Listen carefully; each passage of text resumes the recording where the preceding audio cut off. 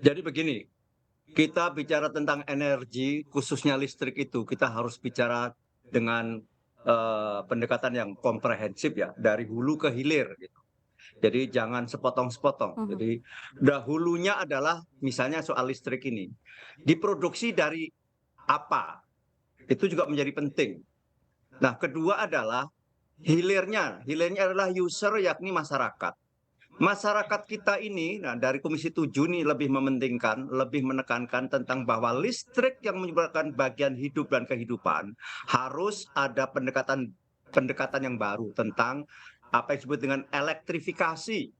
Elektrifikasi sekarang itu adalah berbasis kepada desa, kelurahan, sehingga disebutkan elektrifikasi kita sudah mendekati 100%. Tetapi elektrifikasi itu harus didekati dengan berbasis keluarga atau rumah tangga. Nah, kita adalah harus mentargetkan 100% rumah tangga di Indonesia harus sudah dialiri listrik. Itulah yang menjadi penting. Kedua adalah seperti tadi, hulunya. Listrik ini diproduksi oleh apa?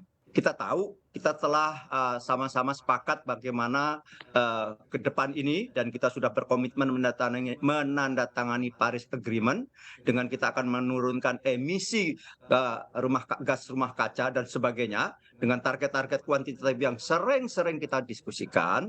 Nah, tetapi di sisi lain ada yang disebut dengan energy security Mhm. tadi untuk bisa menjamin sampai tingkat satuan keluarga. Ini kita bicara listrik. Ya. Termasuk lantas bicara nanti BBM, bagaimana BBM dalam konteks energi dan sekaligus dalam konteks kita bicara tentang net zero emission. Jadi karena dua hal harus mendapat perhatian.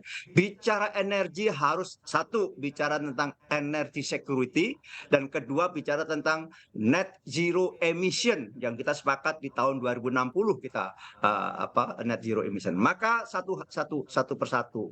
Tadi tentang energy security untuk apa? Untuk seperti tadi bahwa listrik kita harus ada untuk memenuhi kebutuhan 100% rumah tangga kita harus sudah teraliri listrik.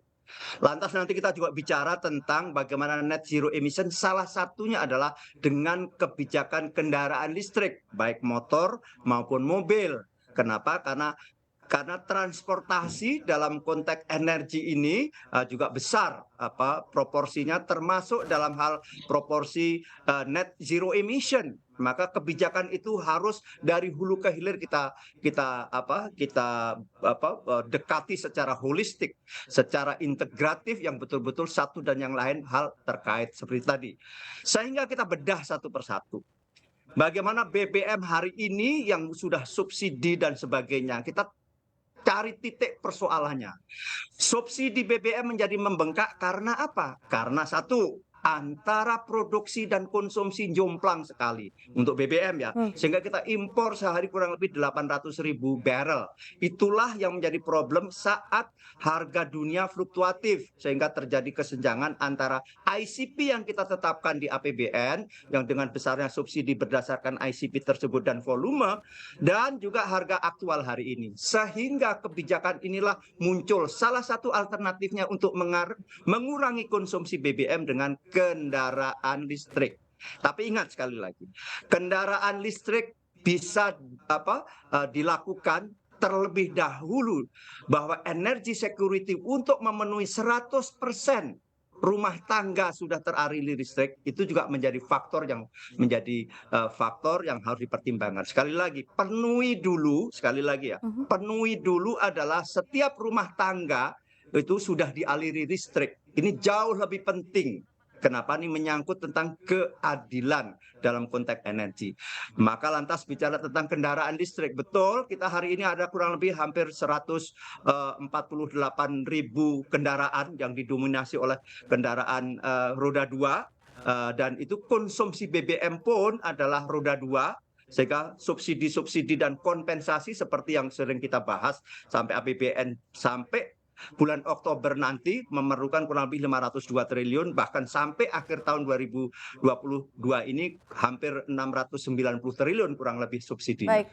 Nah, inilah hal-hal yang menjadi pertimbangan. Maka munculnya ide kendaraan listrik adalah ide Bang bagus. Komisi 7 mendukung sekaligus untuk menekan konsumsi BBM, sekaligus untuk menekan emisi. Karena mobil listrik dan kendaraan listrik itu tidak meluncurkan emisi. Tetapi ingat, hulunya apa? Hulunya kalau listriknya diproduksi oleh juga fosil dan fosil, apalagi, ini ingat ya, apalagi listrik kita yang sekarang totalnya jumlahnya kurang lebih 72 gigawatt se-Indonesia itu, EBT-nya itu baru kurang lebih 12,5% saja. Fosilnya masih kurang lebih 88% fosil. Terdiri dari 70%-nya batu bara, yang lainnya ada gas dan minyak. Nah, inilah yang menjadi problem yang sehingga hari ini kita dalam konteks hulunya harus dipikirkan juga bahwa listriknya itu diproduksi dari apa? Kalau listriknya juga diproduksi dari fosil, dan fosil, terlebih kalau masih didominasi oleh batu bara, ya sama aja kita hanya memindahkan yang semula impor BBM, lantas tetap saja energi primernya dengan energi fosil. Nah, inilah dengan berbagai persoalan hari ini harus kita tekankan bahwa fosil sudah jadi masalah. Fosil yang terdiri dari minyak, gas, dan batu bara, baik keberadaannya yang sudah terbatas maupun sifatnya yang polutif itu jadi masalah. Kita harus segera masuk ke energi baru terbarukan dari hulu sampai hilir. Baik, saya akan ke Pak Nur. Pak Nur, ini menurut Anda seperti apa kalau misalkan kita lihat kan PLTU kita juga masih dari energi fosil begitu ya. Ini artinya masih sama-sama aja begitu kalau misalkan memang ada peralihan ke kendaraan listrik begitu. Ini menurut Anda seperti apa sih? Menurut Anda apakah wacana ini terburu-buru atau seperti apa? Gini Mbak Sabira, dan mungkin salam hormat Pak Sugeng, salam kenal juga. Jadi gini Mbak, sepakat dengan tadi yang disampaikan Pak Sugeng bahwa kita harus melihat secara holistik ya. Cuma ada satu mungkin yang dilupakan gitu ya. Selama ini kita selalu tergantung dengan negara lain, termasuk juga BBM yang kita impor gitu loh.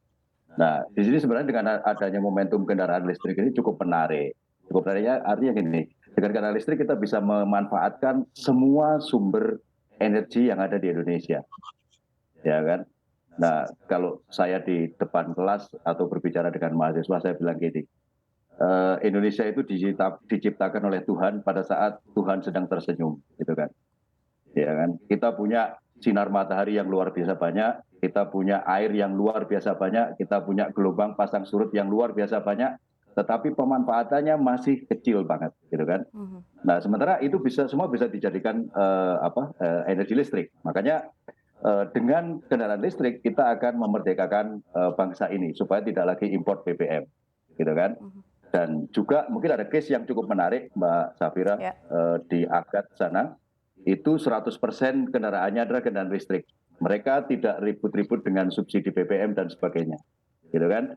Nah, memang saat ini yang menjadi masalah adalah adanya beda harga antara kendaraan listrik dengan kendaraan konvensional, dan itu didominasi oleh harganya baterai ya. Jadi baterainya cukup mahal. Jadi baterai itu sampai proporsinya 40% dari total kendaraan listrik, harga total kendaraan listrik.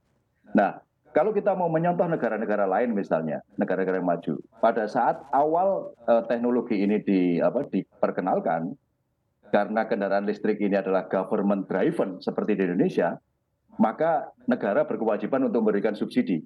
Supaya apa? Supaya masyarakat segera beralih.